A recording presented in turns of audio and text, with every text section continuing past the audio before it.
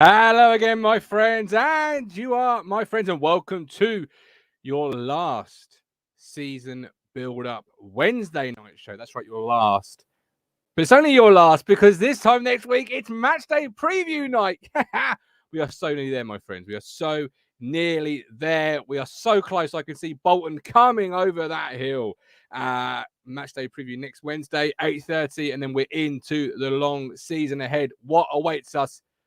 Only time will tell. Well, tonight, I know what awaits us, and that's more Bersant Celina talk. That's right. That man. The saga continues. Now, if history's ever taught me one thing about sagas and players and Ipswich Town Football Club is the longer they drag on, the more they fail to deliver once they arrive. I'm looking at Jimmy Bullard and co. I mean, Johnny Williams, you could argue as well. There's been others over the course of the years.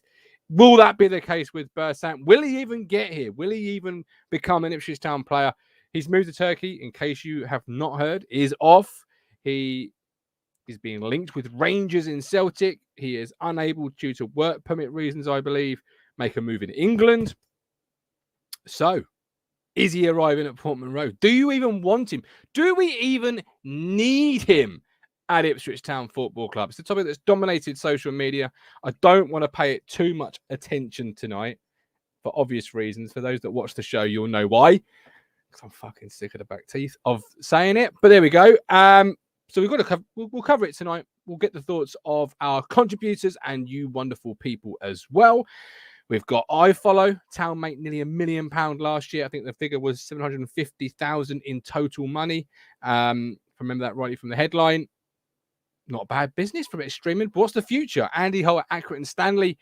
He wants more of a share for smaller teams, for just a more equal or fairer share across the divisions. Is it time Saturday afternoons were made available? Is it going to be just a matter of when, not if? Now, love to know your thoughts. And of course, Papa John's. What's your expectations for that trophy this year? The 3 to 8 dates for the group games have been announced.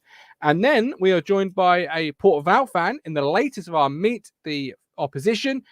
And I will ask him about their manager, their transfer activity, player style, opening day, first five, and of course, the expectation. Right, before we go any further, EJ Norris, YouTube member in the room. Welcome in. I hope you're doing well. Much cooler this evening. Hopefully, we will all get to sleep. Mike D, do we actually think McKenna wants Celina? Well, that's it. Do you think he'd want Celina? I think he'd want a good player, and I think Bersant is here. I'd have Ruth if BC is off to Rangers, said Mike D. Ben was buzzing for next weekend and being back with the TT fan at the Sir Alf. It is a fresh trim. Thank you very much. I've gone shorter on the beard as well to try and, get some more aerodynamic air conditioning. It was under that beard and hat. And I mean, Alex is looking marvelously majestic in the VIP area, but he must have been hot yesterday with that beard. Simon Edwards, great news. Away shirt posted. Martin, which film did you get the 70s title music from? Loving the show from a very hot. Hey, it wasn't from a film. I don't think it was from a film. I don't know. I just found it in my audio library. Just found it in the copyright-free audio library that I subscribe to. So I was like, happy days. That sounds like a nice little ding, gets in your head, you see, through the course of the year. Right, before we go any further, a huge thank you to our Talking Town 5th standards. The boards are being updated, so new names can be added, such as Alex Wilson, such as AD Croucher, a few others as well. If you do want to follow their wonderful lead and subscribe to the platform, go to Ko-Fi or become a YouTube member. Starts from $4.99 a month. We have had an absolute fantastic July. Thank you all so much. You guys and girls are the reason we do the content. In fact, view-wise, we had about 30,000 views in July, which for July, considering we've had like 4 transfers, no games, put that into context, that's basically Portman Road. I mean, not too bad. So thank you very much. Please do consider supporting us, though, through YouTube or Ko-Fi. Right. While I grab the subscriber numbers, let's go ahead and bring in, the season is getting close. when this man makes an appearance. In fact, I've got to go deep into the archive to find his introduction because I've not yet got the new one ready. It is, of course,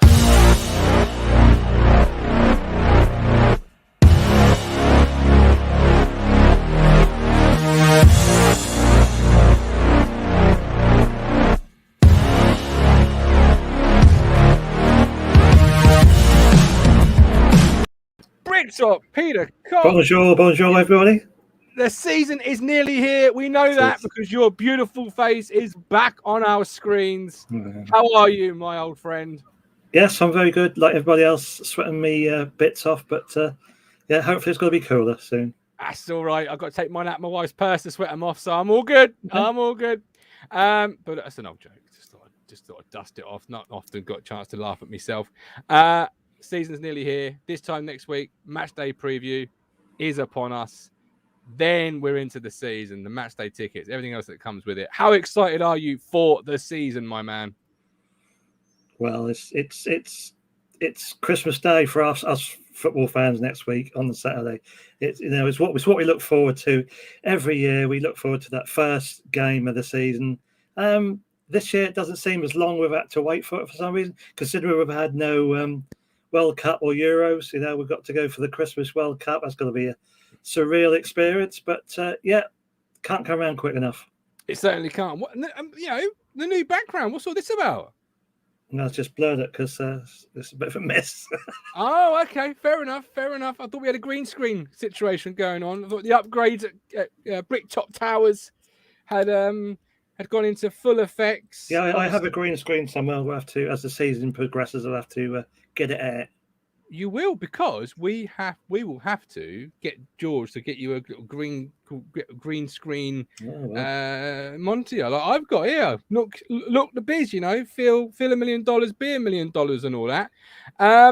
So season's nearly upon us. We've got to talk about Bersant Celina in a minute. I know that you were a big fan of him throughout the season. I think in the end, the nickname you adopted for Bersant was Big Game Bersant. Big Game Bersant. That's right. Cox is a legend, said Mr. Footy. Lots of love for you in the chat. So we'll have to unplug you a bit earlier next summer.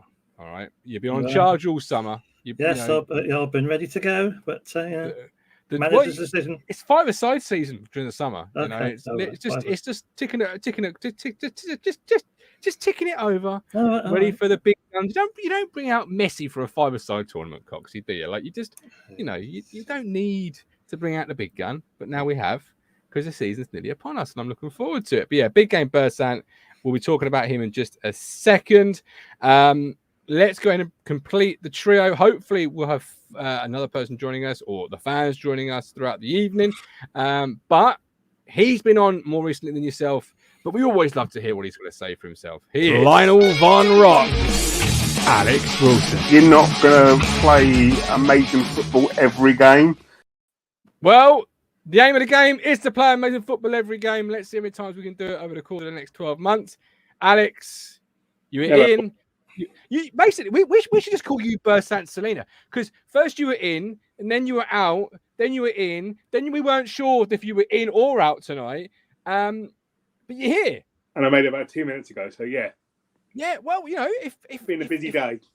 If Big Game Bersant leaves it that long, nobody will complain. But welcome in, my friend. How are you? Very good, very good. Bit warm, but getting there. Get in there. I like that. This must have really sort of made your face. Yeah, I was in the air-conditioned office and had my fan on like all last night. So I know they say you shouldn't sleep with a fan on all night, but what are you going to do? We're not used to this kind of. We're the one country in the earth that hasn't got air conditioning built into our houses, so. Air conditioning in the office, though, Alex, is a luxury. Air conditioning in my office is opening the bloody window. So the weird lucky, thing mate. The weird thing is, you go in the office and it's freezing, and then you come back out again. It's like the heat just hits you. They can never get it right. Yeah, that's awful, isn't it? Going to an office where it's freezing in the middle of a heat wave. Oh, poor soul, Alex. Terrible. I mean, I'm sat here with the window open, and it's like not doing anything. Yesterday, I produced a cricket show for the lads, and I'm literally a puddle. The night before, I'm a puddle. I must have lost a lot of weight this week. I'm looking forward to getting myself on those scales. But you're here. Harry says the situation with Celina is boring him now. Martin Flory, YouTube member, big up Martin. Also Martin with an I.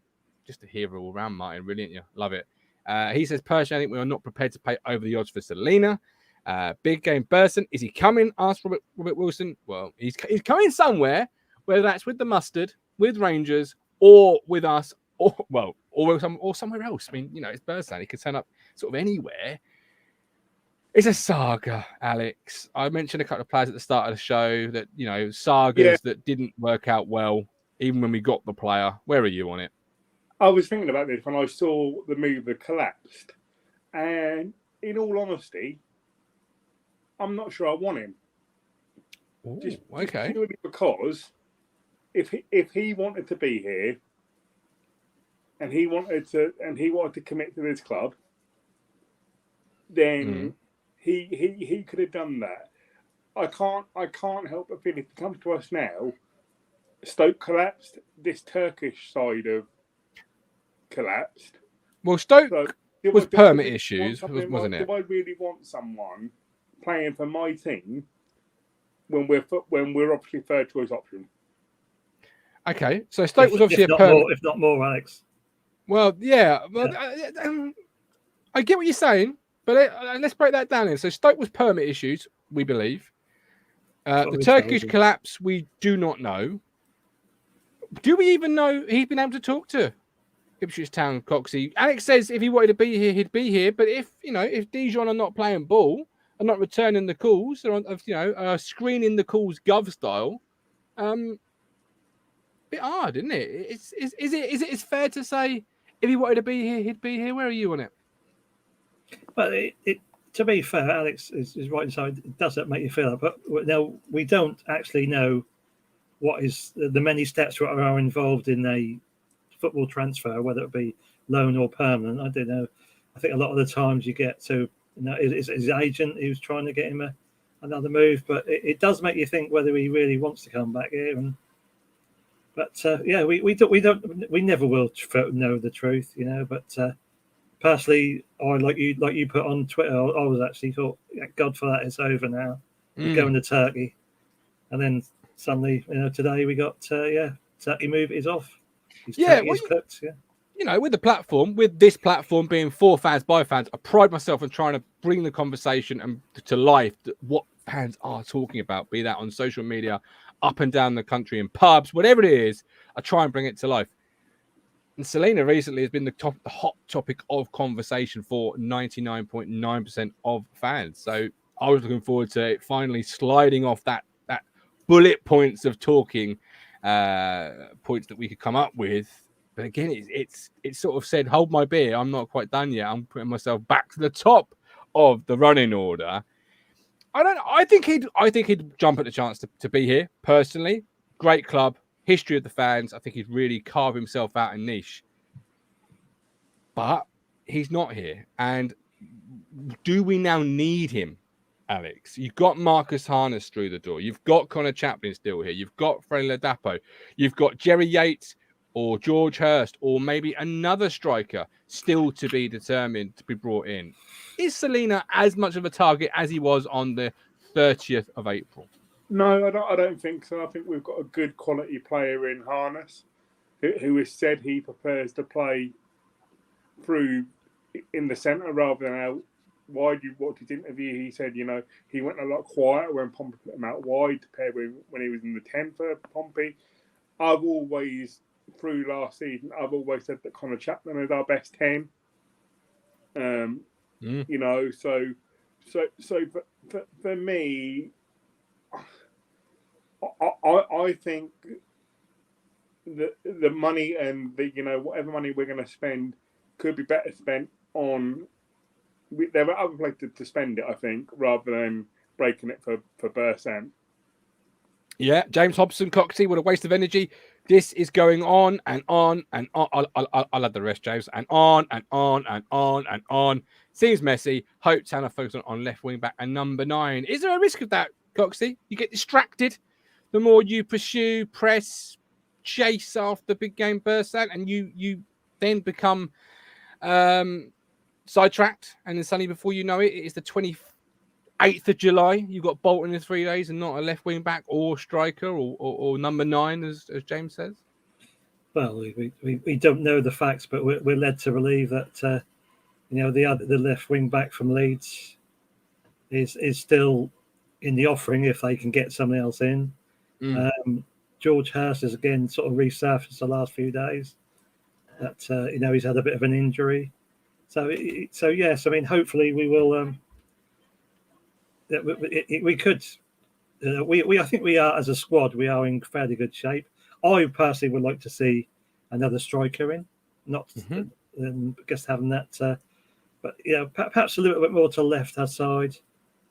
But again, for me, yes, I was flipping about and very, when we stood at the statue most of the time, because to me, Bersant Celina was brought in to be that difference in games where we were playing teams like Cheltenham at home and it was 1-1 and we're pushing it. He was then supposed to be making the difference, but as Cruncher said, perhaps as Cruncher said on Sunday, perhaps he is just that 1 or 2 seconds ahead, thinking than faster thinking than the players, and they're not on his wavelength. I don't know. It's very much a debatable point, but yeah, I mean he is a good player. I can't take that away from him. But Ashley Bell believes he's the difference between playoffs and automatic promotion. He wasn't last year though, was he, Alec? Actually, no, he wasn't. And don't get me wrong, I'm not saying that Bersant isn't a good player and has done good things for us. I just think our resources at this point in time could be better utilised elsewhere. Where do you want to see him utilised? Where as we approach Bolton week, do you think? I think we need another striker. I think I'll be more confident with, say, a 4 of Ladapo, Jackson, John Jules, and one more. John Jules, yeah. John Jules, yeah. And then you've got to play the thing. Has John Jules been brought in to be a striker potentially, or is he, with a view to being something else? I would like to see another left-sided left wing back, because I think fair enough. I think Greg Lee is good. Is a good player, can do a job for us. But if I was going into my season and my 2 left back options were Greg Lee, say he gets an injury or does something, and then we're relying on Matt Penny, for example. Yeah, you're not a fan of Matt Penny then? He does all right. I think we need to have at least 2 players of a similar quality, so that when you lose one through injury, suspension, substitution, you're not weakening the team. That was what our downfall has been towards the end of the Evans era. You would take, and I'm being very cautious which player I pick here because I don't want to set you off. You would bring on, you would take off, let's say, our first choice striker, and then you would bring on a choice of Ollie Hawkins or Aaron Drennan. You would. You would. Somebody has to say it every show, Governor, don't they? I just don't want to be in a situation whereby by making substitutions or dealing with scenarios that are beyond our control that would weaken our team. Yeah.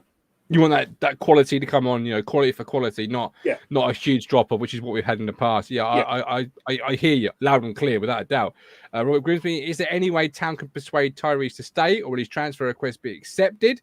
That is a situation all to itself. You would have to think the longer it goes on towards the end of a window, the more chance you've got, maybe, as clubs fill their squad lists up, etc.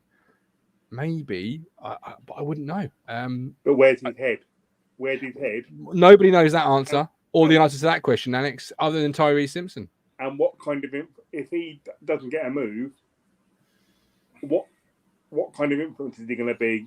If he's going to, if he knuckles down and says, right, I'm here, this is my, I need to do a job to make myself in the shop window, then I'm all for it. But if he's going to be a disruptive influence and disrupt what McKenna's the culture that McKenna's trying to build, then not for me. But we've not heard anything to say that he is, and I don't think he would be. He's been here back on loan from when he came back from Swindon in January. I think if he was, they would have probably moved him on just, to sort of cut the losses, run. It isn't right for the culture, isn't right for what we're building or whatever it is. The fact that he's still here does scream a lot to me. I don't know what it screams, but it screams a lot to me. Either clubs weren't as high on him as maybe he hoped. Maybe clubs haven't made the move. Maybe a bid hasn't been negotiated, or maybe there's work at the scenes to try and keep him.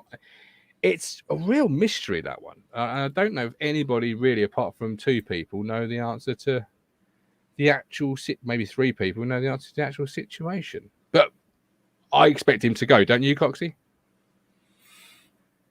Yeah, but I think your first point there is, right, perhaps to me, it sounds like, clubs are not so hot on him as he thought, or his agent has told him that. The ideal transfer for him would have been Swindon. He fitted in. He fitted in well, and he was sticking goals in, and he got called back for whatever reason I can't remember now. But for me, I mean, he might. As we go to the sort of, perhaps the last day of the transfer window, somebody may come in a second League Two side, and if they can't, they're struggling for a striker and think, well, yes, we'll take a punt on him. Yeah, and they're all gone quiet. Yeah, all gone quiet. And there was obviously talk about Peterborough being interested in him. That in itself has obviously gone quiet most recently. I don't know, but I wonder with Celina bubbling away there, obviously Sammy's Commodics, rumours of him leaving Peterborough. Maybe now we know a valuation. Maybe a conversation could be had with Dara about Tyreece, Sammy, a bid. I'd love to see Sammy's Commodics come to Portman Road. If that, for me, a player that's arguably, if not just as good, or if not maybe arguably, stat-wise, recently, our last 2 years, better. But that's me playing fantasy manager, and looking at the news today and seeing Peterborough possibly losing him and having Tyreece on your books, and sort of, trying to lower the limit, the bid there. But Craig at Portsmouth, we hardly had any players with the ability to get you off your feet in recent times. This guy, Celina, is one of them. Yes, I did forget about TJJ again, Andy. My mistake. Joe is sitting in the cobble next Saturday. Good. Yes, Joe. Once you've sat in the cobble, you will never want to sit anywhere else again. It is the greatest stand in English football. George talking about Celina. Darren Salter, we need to show these agents we're not going to break the bank. Move on. He says we made our position clear. Celina is exploring his options. He knows where we are if he fancies it. Norman, it sounds like we have made a take it or leave it offer. Dijon are just trying to get a better one. Mike D, sounds like we're sloppy seconds for Bersant if it happens. What a player wants to be at town will fight. Carl Brooks. Unless we actually know what's Celina's situation, we probably should really mention why he isn't coming. Personally, think he's a quality player, just lacked consistency last season, but who didn't? There's a number of reasons why he's not here. Would you still have him? Craig at Portsmouth, wasn't that Cheltenham home game? Pickett got into Celina's way in the last minute. I think it was, but there was one game definitely sticks out in my mind. Crunchy says let Simpson rot. James, agree. Lee looks good, but we need someone of similar quality to push him. Penny just isn't that player for me. Fair point. Lee Anderson, Simpson needs to keep at it if he stays this season. A year is a long time in football. He needs to keep in the shop window. Blackburn are in for some Modics. Yeah, that is the rumour I've heard. Sammy's not a guy that Elliot wants in his team. Do you not fancy winning games then, Elliot? What's wrong with Sammy's Commodics? I'd love Sammy in Ipswich Town colours. I think he'd be a great player at this level, Coxie. Yeah, I wouldn't say no to him being in the town shirt, but but just to clarify, you said you like him, and I agreed with that. Now, none of us have got any rumours that we've heard that he's coming to town. We just said we would like him, and yes, it probably would end up with someone like Blackburn, I would think, in the Championship. Yeah, but I agree. I agree. It's what just as we finish off on the Celina point. What I do find really interesting is the social media conversation around Celina. If this had been 5 years ago, and it had been, we're not, people would be saying, imagine not wanting to break your wage budget for a player like Bersant Celina. Absolutely short-sighted, no ambition. But now it's, because we've got full trust in the ownership, the leadership, the management. If they don't want him, or if they have set a budget, if they have set a figure, if they have set a expectation, we trust that. That's quite new territory for Town fans, Alex. Yeah, absolutely. I've said, countless times, the ownership for me have built up that credit. Yeah, things may not have gone the way they would have wanted, but I don't think they haven't done anything out, fundamentally wrong. They haven't broken our trust in the way that the previous ownership did, in the way of those magical 5-year plans that used to get drawn up in that boardroom, and but nothing wrong with a 5-year plan. It's just when you don't actually stick to any of it. And the fact we've had like the transfer windows we've had. I remember the summer, I think a couple of seasons ago, whereby we'd done no business, and then lo and behold, our marquee day with Guy Cornell, Ollie Hawkins, and whoever the others. What a time! Yeah, what a time to be alive. We need some merchandise up, right? Of a silhouette of those three signing on that day, and a title, "We Lived Through It." Yep. Because what a time to live through. Those are your 3 signings ahead of a pivotal season, and I can't remember who the third one was. It was Guy Cornell, Ollie Hawkins. The third one. Stephen Ward. That was it. Bomber. Bomber. He's bombing down the wingers, Brenner once said. No, he's not, Brenner. No, he's not. And he didn't bomb anywhere for at least 5 years. Well, he could do a job, but are we really a bit meh, wasn't it? But no, for me, and I think I haven't had a chance to watch it, but there was an interview that's gone on YouTube today with one of the backroom team, and I only saw it for a couple of seconds, and they were saying we were just reviewing it because we had 2 cameras on training. That was set pieces, and I was like, God, a year ago we had Franny Jeffers as a set piece coach. Now we've got 2 cameras, so like. But for me, that just shows the route that we're going down. It just shows the analytical sort of, and it's little things like that, and just rebuilding this club back up to where it needs to be. So for me, if the ownership have got a clear vision in their mind, if they're not willing to pay over that, then I trust that.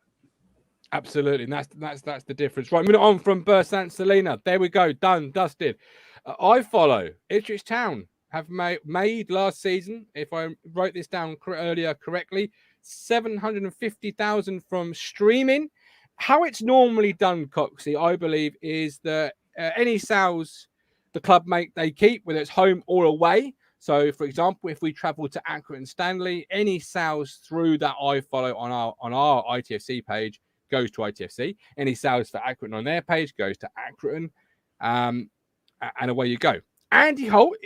Not quite happy with that. Obviously, he thinks that favours the larger teams, the bigger supported teams, your Wednesdays, your Towns, your etc. etc. He wants, I believe, if I'm right in reading what the article wrote in The Athletic, a better distribution. Is a better distribution needed? Or are you a fan of a big club and it's almost like, well, ain't my issue, mate. I support a big club. And what's the future of streaming to you? Because it's like a genie in a bottle. Once you let it out, you can't get it back in. So what is it? Is it more and more clubs having their own streaming rights? Town TV coming next year, for example. But on the money, first of all, 750, large figure. What do you make of that? It's not bad for a 1 camera view of games, really. If your club has sold that, and you have earned that money, then yes, it should go to you. I don't understand, Mr. Holt, who is Accrington Stanley's chairman. Is that correct? It is. Yeah.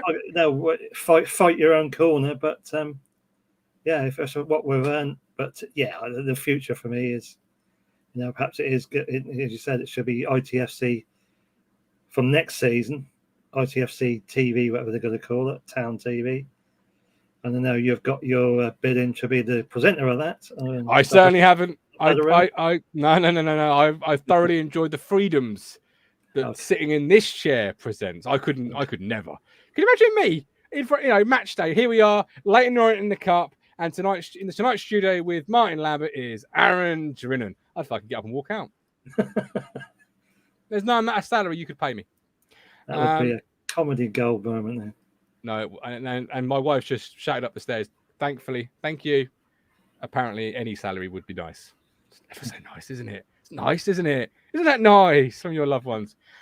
Alex, Andy Holt, I can't help but feel a little bit sorry for him because, if Town fans travelled to Accrington and Stanley and bought a ticket, I'm sure some of the proceeds, even from the ticket or from the beer stand, the burger bar, would find its way into the till and cash registers of Accrington and Stanley. To say, all the iFollow passes goes to one club that have sold it or to the club that have sold it, that does favour your big teams. We've got a Port Vale fan joining us hopefully at some point, or a recorded segment where he's having some issue with the connection. Teams like that, that's almost keeping small and allowing big to be big. He has said send a private chat and he agrees with Andy Holt. Well, there you go. Alex, what are your thoughts? From a Port Vale point of view. Sorry, Alex. It's a tough one, isn't it? Because at the end of the you can say about fans going up to like away grounds, but with those smaller grounds like your Ackies, like your Forest Greens, and you can only fit a minimal number of away fans in, if that makes sense.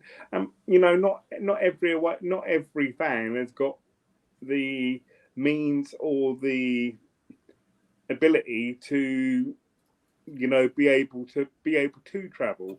I don't disagree that smaller clubs do need some help from somewhere, but quite possibly what that looks like. I wonder whether you'll see the whole streaming model change, and whether you'll see whether something more will come out of if the 3 o'clock blackout ends, because I think with the rise of VPNs and stuff, and virtual private networks and things of said nature. The what? Huh? What? I think it and Never heard of it. It's all legal and all being promoted. Think people know that these things are out there, and it's not a hidden thing anymore. You mean you don't get your updates when Town are away from teletext? Oh God, that was the day, wasn't it? I still do, Alex. Still real to me, damn it. 888 and all that. 888 Yeah, that was true excitement. Waiting for that to change when you're watching the scores to change. That was a days of real excitement. But I wonder whether something will. Ashley Bell goes to Amsterdam every Saturday, so that's commitment for your club. That is, if that he goes to Amsterdam. If we were to become more prevalent, where say the Saturday 3 o'clock back at work end, I think then you would see more assistance for the small. I think it would sort of be redesigned, and maybe another model would come in, and it's a really hard one, like Peter said. Why on one hand you've got that mindset of why should we, we're a big club that we need the money to fund what we want to do. Why should we? But then, how by having that mindset, how many clubs are you going to see potentially go the ways of your Bury Towns? No one wants to lose their club, so I think something needs to change. But whether that whether that looks like taking one club's money out to one club's funds that have been spent by their fan base to watch their team to assist another club, I'm not quite sure whether that is the route to go down. we're going to be, going over to meet our opposition series. Oh, he's gone again. We won't be soon, but it may have to be a recorded segment that we bring to you another day. We'll keep you updated as and when things progress on that one. But with the iFollow money, Coxie, is it, as a fan of a big club, what Alex has just said there is right. It's our money. We are the bigger fan base. We keep the more money. But if you flip it, if the big clubs actually gave a little to the smaller clubs, as a fan of a big club, you're going to gain a lot more. If people like Andy Holt weren't worried about how money was distributed, wasn't worried that perhaps Saturday afternoon attendances would dip and they wouldn't see as much money coming into their cash registers because of the way the streaming rights were divided, you would then, in my opinion, see a lot more of a consensus to moving towards leaving 3 p.m. blackout. And as fans, surely that, even is at a championship level, a League One level, isn't that what we want? We want that 3 p.m. archaic rule. So people haven't got to get on a ferry from Harwich like poor Ashley does every single Saturday and goes to Amsterdam. Or, as Cox, he's gone to Frankfurt many times, or wherever that you end up going, just so you can watch the game of football. But you're not going to get that buy-in, Coxie, without, as a big club, giving a little, surely. Well, if you are going to distribute wealth, then shouldn't more money come down from the Premier League? The team who finishes bottom of the Premier League earns 100 million a season. Should there not be, if that's an argument to have the revenue from somebody else who's earned that for being a bit of a bigger club, therefore more supporters, then shouldn't, if you're on about distributing wealth, perhaps should actually come from, the promised land, the land of milk and honey. Well, don't even start. That's a whole different show. Getting, and one day I hope to be a team in that land of milk and honey that can say, nah. But until we are, we're going to be the ones that please give us more. No, yeah, I agree. I'm a fan of NFL, Alex, where it's all sort of leagues redistributed, everything from shirt sales to boot sales to everything is put back into a league and then redistributed. I just don't. Why is that not happening at the moment? I think Cocky is right. I think the bigger clubs could let's not forget we're in terms of club stature, we're a big club for the level we're at. If you compare us in the scheme of like the English football pyramid, and we're not a big club compared to, in terms of reputation and history, absolutely a big club. But in terms of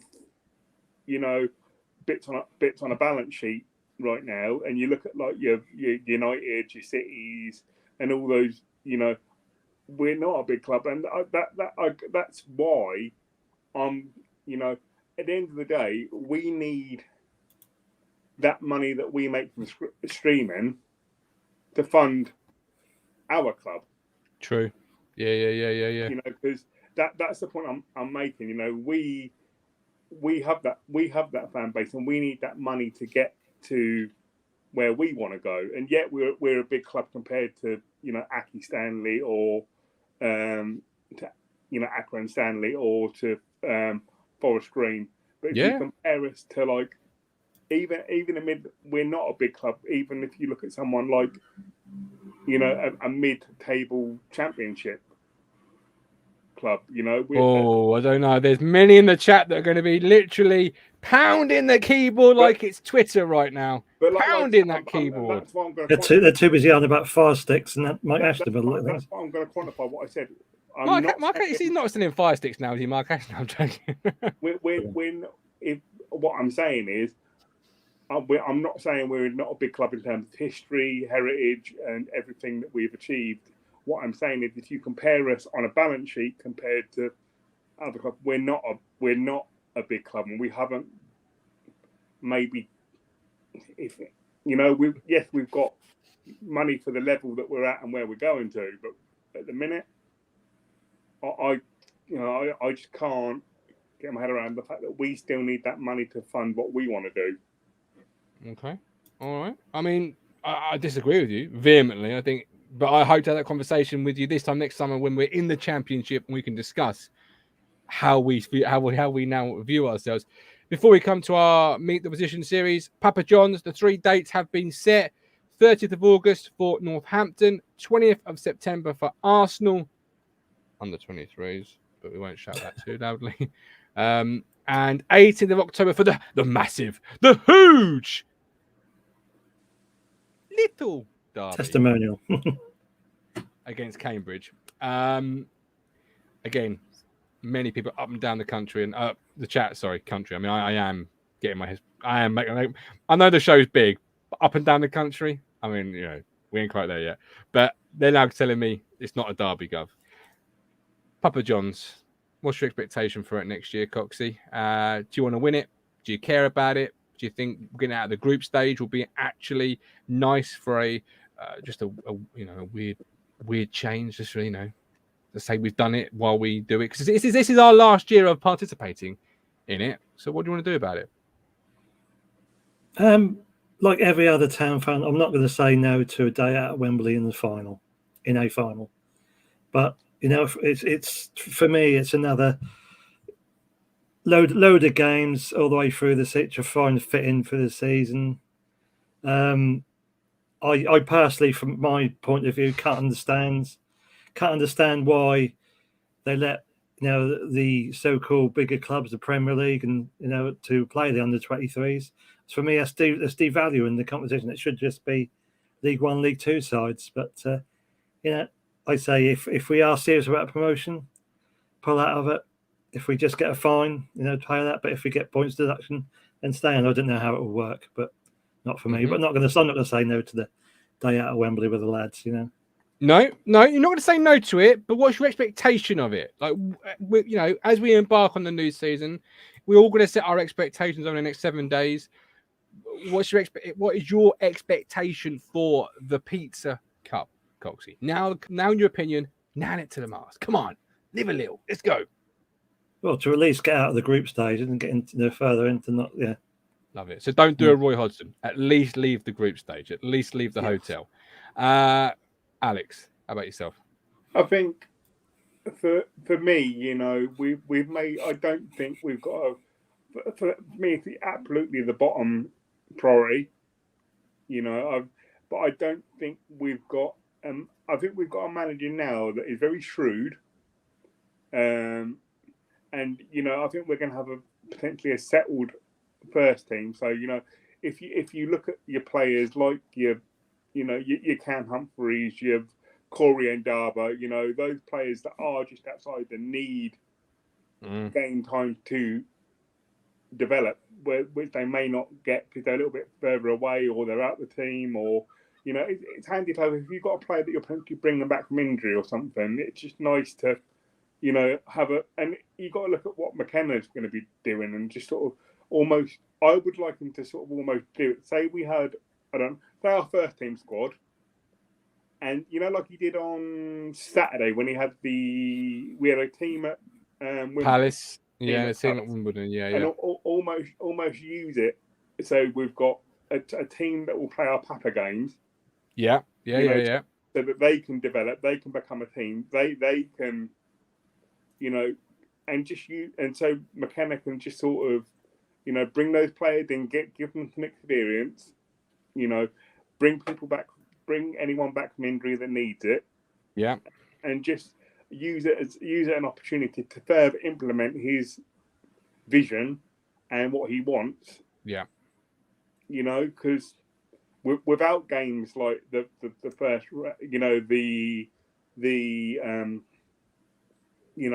the whatever it's Coca-Cola Cup, whatever it's called now. The Carabao, the Fizzy-Cola Cup. That's the one, and the Papa. You have to ask yourself, if you're a player like Corey and Darba or Cam Humphreys or anyone that's just on that fringes, even a Rakeem the Dream, where are those games gonna come from? Because you're not potentially going to be the first name on our league. No, but then you make wholesale changes in those games, Alex, and they don't benefit anybody. And you often, I see the chat telling me as we sort of round up and bring in Steve from the Al and Val. I see them telling me, no, priority is the league. Focus on the league. Concentrate on the league. That's the priority. Well, Rotherham not only are in the championship next year, they won Papa John's. When did we start thinking it's an exclusive party of you can have the league, or you can have the Papa John's, or you can have the FA? You can't have. Why is this squad, Coxie, as a final question, and before we bring in Al and Val, why is this squad not good enough to fight on all fronts? Lee Addison last year told me great squad in League One. On paper, it's again looking strong. If it is the strongest league team in squad in League One, that also means League Two. Go and be competitive on all fronts, right? Yeah, winning is a very good habit to get into, no matter what stage you play on. So, yeah, from that point of view, it would to win. But they'll, it said the as it's called the Carabao Cup, or as we call it, it's the August Cup, because we never get out of bloody August on it. So we don't. Yeah, fight. Well, this will be McKenna's first sort of season, from the start. So we'll see if when we get to the Carabao Cup, whether he is going to, go out to progress to the next round. Absolutely. Right. Alex, Coxie, it's been a real pleasure sitting here talking ITFC with you both this evening. Thank you for stopping by. I will see you both soon. The season is coming up. Look after yourselves. That is Alex. That is Coxie. Joining me now is a chap called Steve from the Al and Val podcast. Steve, how are you? I'm good, thanks. How are you? Sorry about my IT issues. Do not worry whatsoever. I was concerned at one point we wouldn't be able to do this live tonight, but we are here. You've heard the sort of the chat there about the iFollow. No, I don't mean this with any disrespect. You're not perhaps one of the league's biggest teams. Where are you on it in the sense of Andy Holt? I completely agree with Andy Holt.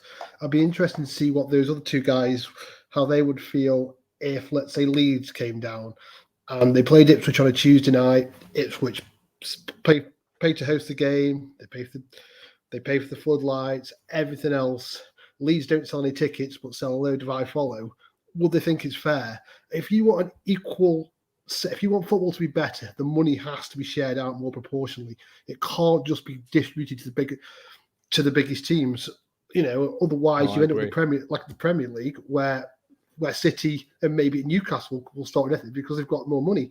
If you want a fairer and more even league, you've got to do it like that. It's too simplistic just to say, oh well, we've sold 25,000 things on iPhone, we should have all that money. If you're the home in a football match, the home team keeps their revenue, and that's, for me, that's how it should be. That I follow. If when Leeds are at home and they sell a load of iFollow tickets, I'm using them as an example. Well, I'll go to you guys. If Ipswich sell a load of iFollow when they're at home, let them keep the money. It just panders to the richest, and it doesn't work for me. And I don't say that because you're correct. We are one of the smallest clubs in the league, but I hope I'd say that anyway. Well, maybe I wouldn't if I supported Ipswich. Yeah, well, no, and this is it. Fans look at it from their own point of view, as I guess owners do. And as with the pandemic, there seems to be that sort of upper management at the top level, above individual chairmen, that actually sort of bring it all together and make it a one size fits all for the whole community. So Port Vale back at League One level. I remember playing Port Vale many moons ago when you had a chap up front called Naylor. Tony Naylor, yeah, he was. That was when we were he was part of probably the best side Vale have had. When we were up, we were very close to making the playoffs of what is the Championship now. Yeah, and he was a really good player. We've obviously slumped a lot since then. A bit like yourselves, we've gone through some what you might call interesting ownership, and we've come out the other side, and we're a club on the up, but we're also a club who's on the up sustainably. We're not just chucking a load of money at the first team. We're building infrastructure. We're investing in coaches. We're investing as a club as a whole, and I'm 45. It's the first time that these are the best owners we've had. So how we'll do this season will be interesting. We're certainly not going to be pushing for promotion. I think we'll consolidate. But no matter what happens, provided we don't get back down, we're building blocks for a sustainable football club that can survive long term. And that's what a lot of clubs are trying to do these days, particularly is those building blocks. Let's start with the manager, Darryl Clark, guided you to promotion in what was an emotional game. Talk to us a bit about Darryl Clark. Perhaps people watching this show live or on catch up don't know much about him. What happened was, we took Darryl from Walsall. We paid money to, which is unheard of in League Two, to poach a Radicals manager. We were in a very precarious situation the season before last. Darryl kept us up. He gave the entire first team squad, apart from 3 free transfers, and we signed 17 players last year. And obviously we were doing Vale in the league. Then unfortunately, Darryl's daughter died suddenly, and he was on compassionate leave. It was a very hard time for the club as a whole. Andy Crosby, the assistant, took over.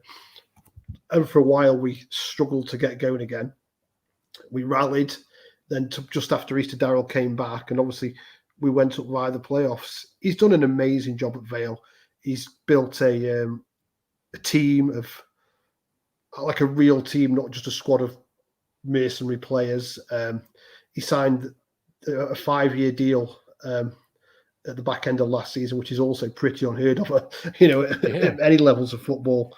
So, obviously there'll be caveats and clauses in that if he does need to be removed, but he's part of the club going forward, and the owners are taking the view that it's a long-term thing. If we have to have a couple of bumpy rides on the passage, it's better to do that than just keep chopping and changing. We went through where we change the manager every year, we change all the players, and that just doesn't work. We're going about it properly now, and he's been a big part of that. Yeah, and Wembley. And Wembley was like the ice on the cake for him to come back to that. You could tell he was emotional, and there were some parts of it when he's looking at the sky, and it was just, it was an amazing day, basically. Yeah, absolutely. Just an emotional day, and can't imagine what he would have been going through. You say a 5-year deal. We gave a manager a 5-year deal once. Many Town fans will be wincing in the chat and watching on catch up at that. But a 5-year deal is unheard of in football. As you say, what sort of playing style have Vale got under Darryl Clark? And do you expect it to change next season because you're a promoted side, or do you not? I think it will change, but it's an interesting thing that we have only signed 2 players so far, and we've let more go. We've got a squad of 17. They are very, very confident. They've just been in Spain on a training camp of signing 4 or 5 players, or maybe even a couple more before the season starts. We seem to be waiting for the players to drop in rather than panic buying players who might not fit the strategy. We've got a very small wage structure, I imagine, compared to the vast majority of League One, and the method we're using appears to be giving the team who've got us promoted first crack. And if we are adding players, they've got to be players who will come into the first team, not just squad players. If you look at Bristol Rovers, they've signed a lot more players, including one from us. But 4 or 5 of their players last year were loan players, so they had to. Whereas we've got a settled squad, and the big question for us is: are these lads who got us promoted good enough to survive and thrive in League One? And I think that's where we're at, to be honest. It's a very brave thing, isn't it, to do that as a football club? Vale have been on a pre-season tour to Spain for the last week, and they released an interview with David Flitcroft, the director of football, Carol Shanahan, the owner, and Darryl, the manager, and they were so relaxed about us not having signing anyone that it's unbelievable. That there's obviously players in the pipeline, probably league loan players from the Prem, or players who are going to drop in. They were so relaxed. A lot of our fan base can be a bit toxic, same as everybody else is, if I'm honest. They are jumping up and down, where the signings, and they're just saying, stick with us. We've proved we can do it. We'll do it again. So I like that. It's a risky strategy in many ways, but if they pull it off, then they might get good players for less money than they would have cost them in June. But they're a club who are now run properly and have a lot of confidence in the way they do things. And you can't. It's not very often you'll be able to say that about the Vale. Believe you me. It sounds like it's almost a mirror to how we feel about the ownership, having gone through something similar in the sense of, oh Christ, if they speak, you shudder and think, what have they said now? Not what have they said now. Ben Moore asked the great questions to you, Stuart. Will it change depending on who Vale play? I.e., they play Town, will you go direct, but you play Stanley and you play it around the floor? Will it change from game to game? Yeah, it will. To quote our manager, Daryl, every game is a separate project. Last season, we played entirely 3 at the back, 2 wing backs. We were a progressive side in League Two. We had a lot of possession.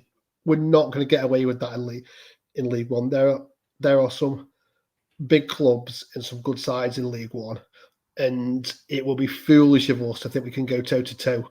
We won't go direct. We haven't got the players for that. What we will be is very competitive in the tackle. We'll sit in and we'll make. I assume we will make life difficult for teams, but it looks as though, well, at the moment, because we've not signed anyone, we're going to be still set up with 3-5-2, and we've got a couple of players who we all think were way too good for League One, will shine in way too good for League Two, could shine in League One, and maybe even at a higher level than that. And if they fire, then we'll do all right. But a couple of injuries with our threadbare squad, and I'm caveating that with we haven't made any signings, we could struggle. Yeah. 3-5-2 seems a very vogue formation these days, isn't it? Everyone's gone back to it. Yeah, football's always cyclic, isn't it? No one plays 4-4-2. Give it 6 years, the new Pep Guardiola will come in and everyone will be playing it again. But yeah, it worked well for us with the players we had. Last year, got us promoted. But we've got, I don't know if you've ever heard of a lad called James Wilson. He used to play for Man United. Yes, yeah. He scored a couple on his debut. Then he went through the leagues, and his sort of last chance saloon was back at Vale, and Vale properly looked after him. They got him fit. He's actually from the same town as me. I live about 8 or 9 miles from Vale, so he's like a local lad, and he's just a Rolls Royce of a footballer. And he's one of those who we really pin in our hopes on. He'll score us 15 to 20 goals and create something. And he's one of our go-to guys. So we have got players who we think we can do it. It's a question of have we got enough of them at the moment, and injuries. But the season's still 2 weeks away. I imagine if we were to have this conversation in 2 weeks, it might be a bit different because we'll have more players. But I don't know. Yeah, well, I think that's something every fan is up and down the country. Have we got enough? And I think that's where the itchiness, especially on social media, comes in. Of every player that's linked, you must get, you need, even though if you probably took a step back, you perhaps don't. We're heavily linked with your reserve keeper, the one from Salford. Halaki. Yeah, Halaki. Yeah, heavily linked. He did a good job. He would do you a good job. He's been linked with Aberdeen, I believe, in Scotland as well. He'd do you a good job. We've just taken a player from the Scottish Premier League, so we're obviously playing that type of wages. But yeah, we're heavily linked with him because he's your reserve keeper, isn't he? He is. He came in having won the Golden Glove Award last year at League Two level. Didn't Salford, yeah. Yeah, didn't get off the off the ground in terms of playing. And probably 4, 5, 6 out of 10s. Wasn't perhaps fault for 1 or 2 goals. Christian Walton came in and that was it. Never looked back. Interesting though. I've not heard that one. That's interesting. But yeah, you mentioned 3 players. You got Ojo from Aberdeen, free transfer. Yep. Lewis Cass. Is that a loan or a free transfer from Newcastle? No, Lewis Cass played for us last year. He was on loan from Newcastle, and he broke his ankle playing for us. So we sent him back up there in January. But this is what Vale do really well. They kept in touch with him all the time. He's a good player. Obviously, he isn't going to be a Premier League player, or you wouldn't think, especially not now with all the money they can throw at it. So Vale kept in touch with him. He was invited to Wembley. He was scouting for us. So we maintained that contact with him. And in the close season, he signed on on a permanent deal for us. So it's Nice. so we'll see. He was a good player, and he was the type of player who looked like he'd be better in a higher league. League Two was very, very rough. You guys won't know, and I hope you never do find out. But League Two was very, very aggressive, rough and tumble. The higher up you go, I think Lewis Castle will be better. It's always nice though when you as a fan think a player can play at a higher level and you manage to get him. That must be a nice feeling. Yeah. It must be. Right, we're halfway there. We've got opening day, first five, and expectations for the League One campaign. But very quickly, first of all, a word from one of our partners. Ipswich Buses, your local bus company. Don't get stuck in traffic. Ditch the car. Go green. Go contactless. Go Ipswich Buses. Fares available from £2.20 return, a fantastic price and a fantastic service. Ipswich Buses, proud to partner with Talking Town.